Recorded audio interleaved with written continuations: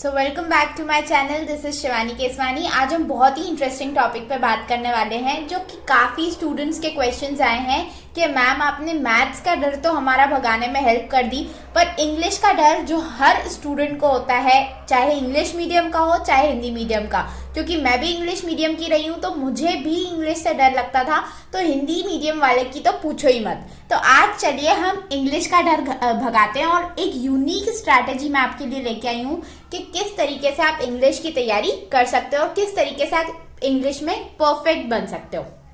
ठीक है, तो इंग्लिश में तीन सेक्शंस हम बना लेते हैं। एक होता है ग्रामर का, एक होता है वोकैबुलरी का और तीसरा होता है रीडिंग का। ठीक है, अब तीनों सेक्शंस जो होते हैं वो अलग अलग एग्जाम्स में अलग अलग परसेंटेज लेके चलते हैं। किसी में रीडिंग वाला पोर्शन ज्यादा होता है तो किसी में आपका वोकैबुलरी ज्यादा पूछी जाती है, कोई कोई ग्रामर बेस्ड एग्जाम्स होते हैं। ठीक है, तो अब बात कर लेते हैं हम जो एसएससी के एग्जाम्स होते हैं वो यूजुअली देखा गया है कि ग्रामर बेस्ड होते हैं और वोकैबुलरी बेस्ड होते हैं। उसमें रीडिंग का इतना ज्यादा रोल नहीं रहता है। ठीक है, तो आपको रीडिंग पे उसमें ज्यादा फोकस नहीं करना है। अब अगर बैंकिंग की बात कर लें तो उसमें रीडिंग का बहुत बड़ा रोल होता है। उसमें तो मैथ्स और रीजनिंग में भी आपकी रीडिंग स्किल्स चेक की जाती हैं, तो वो रीडिंग का हो गया।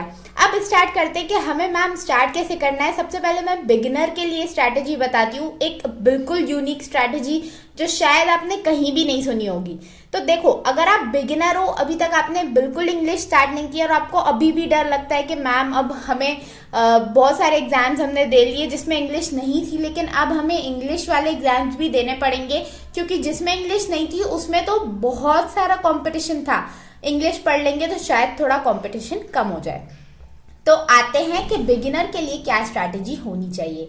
तो एक बिगिनर के लिए मैं जो सबसे अच्छी स्ट्रैटेजी सजेस्ट करूंगी वो रहेगी कि आप स्टार्ट करो फर्स्ट क्लास की बुक्स से।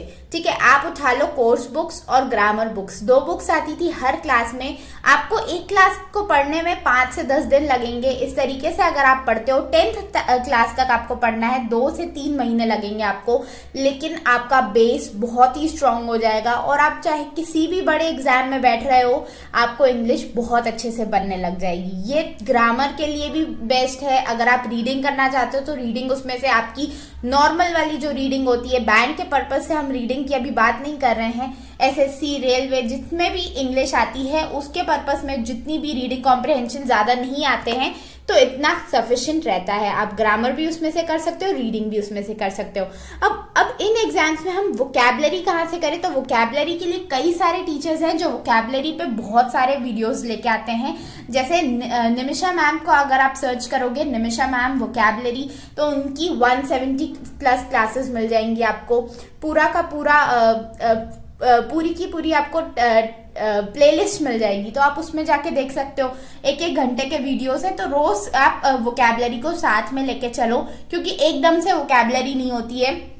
आप मानोगे नहीं, मेरी वोकैबुलरी 0 थी लेकिन आज मुझे काफी सारे वर्ड्स आते हैं। ये सिर्फ इसलिए पॉसिबल हुआ है क्योंकि मैं डेली रिवीजन करती थी। बच्चों को बहुत सारे क्वेश्चंस होते हैं कि मैम हमें वोकैबुलरी याद नहीं रहती, हमें वर्ड्स याद ही नहीं रहते, हम क्या करें। तो बेटा वोकैबुलरी के लिए सिंपल सी यही ट्रिक रहती है कि आपको डेली रिविजन करना है। आपने जितने 10 से 12 बस पढ़ो आप शब्द, उनको दूसरे दिन आप रिवाइज करो, फिर नए शब्द पढ़ो, फिर दूसरे दिन रिवाइज करो, डेली बेसिस पे रिवाइज करो। और अगर आपको याद नहीं रहता है तो आप ट्रिक्स के बेसिस पे करो। जैसे मैं भी ट्रिक्स के बेसिस पे याद किया करती थी बहुत अच्छे से, आज भी वो ट्रिक्स मुझे अच्छे से याद हैं। तो आप वोकैबुलरी को इस तरीके से कर सकते हो।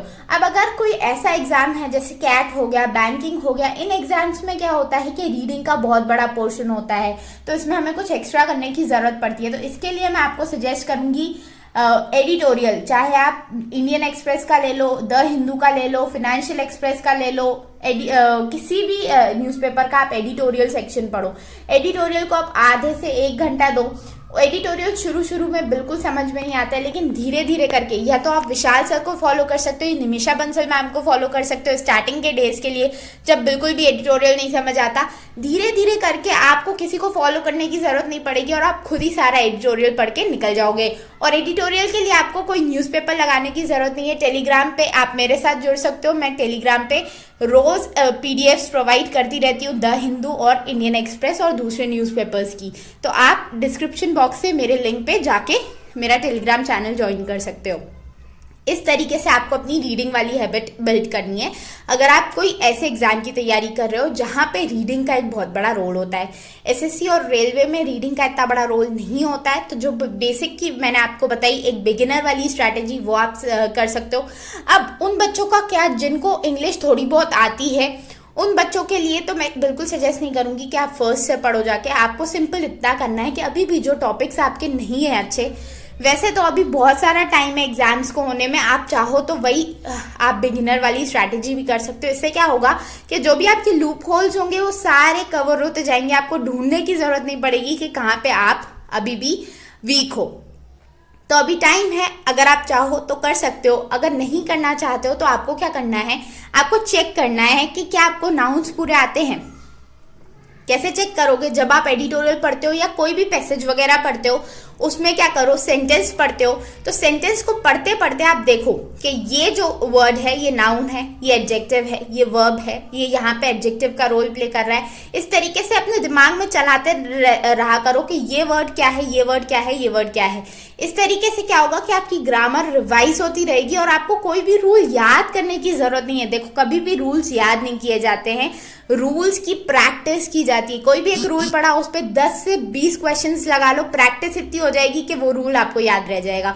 और धीरे धीरे ये डेली बेसिस पे करते रहो, आपको कोई भी चीज़ ऐसी नहीं रहेगी जो रटनी पड़ेगी, बिल्कुल याद हो जाएगी, बिल्कुल अच्छे से याद हो जाएगी।